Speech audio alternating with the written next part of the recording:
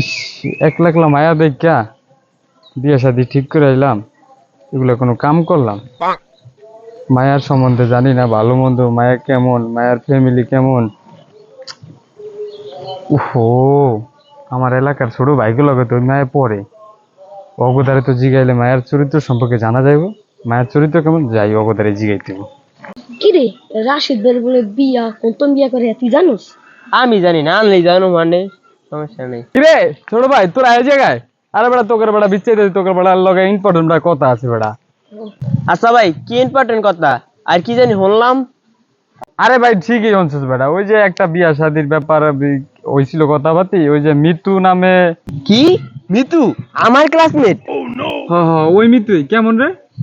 থামেন থামেন থামেন, আর গায়েন না ভাই, বিয়া যত তরি নিছেন আর গায়েন না, উনিই থাকেন। আচ্ছা, আমার মাথা ধরতাছে না বেটা, তুই খুইলা মুইলা ক বেটা, কি হয়েছে এটা ক। ভাই এমন কোন পোলা বাকি নাই যে নয় ফুসকা না খাইছে আর না করছে পোলাগুলোকে। ওরে আমি খাসে আর একটা পোলা লাগে ফুচকা খাইতে দেখছি, আবার দেয় এমন কিনা সেলফি তো নি। ইসি রে, কি করলি? আমার এত টাকা পয়সা সব গেছে জলে, আল্লাহ রে কি আল্লাহ। ইস, মান সম্মানের বিষয় যে তোমায় দাসি, তো তোমায় যে থাকা লাগবে, ওই মায়ের বিয়া করন যাইব না। আরে ভাই, টাকা পয়সা দেওয়া জীবন চলে না, আমনের আল্লাহ কালনাগিনীর হাত থেকে বাঁচাইছে। ইস রে ভাই, তোরা আমার বড় অনেক বড় একটা উপকার করছিস ভাই, আমার লাইফ নিয়ে আমার জীবনটা বরবাদ হয়ে দিত। তোরা আমার আয় বুকে আয় ভাই, আমার বুকে আয় ভাই, বুকে আয়। আমি আর ওই কালনাগিনীর বিয়া করতেছি না ভাই, সমস্যা নেই, তোরা আমার বুকে আয়। তোরা ভাই চা খাইতে আয়।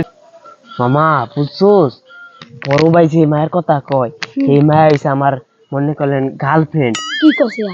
হ বেড়া, কি কই মানি, ইয়া হের নামে একটু বাঙানি দিলাম বুঝছোস মায়ের নামে, যাতে বড় ভাই আর বিয়া না করে।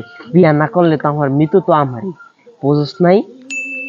তাইলে তুই আর কইস নাই এই খবরটা। 100 টাকা দিতে মানে তাহলে কই আমি। আচ্ছা সমস্যা নাই, 100 টাকা দিনে।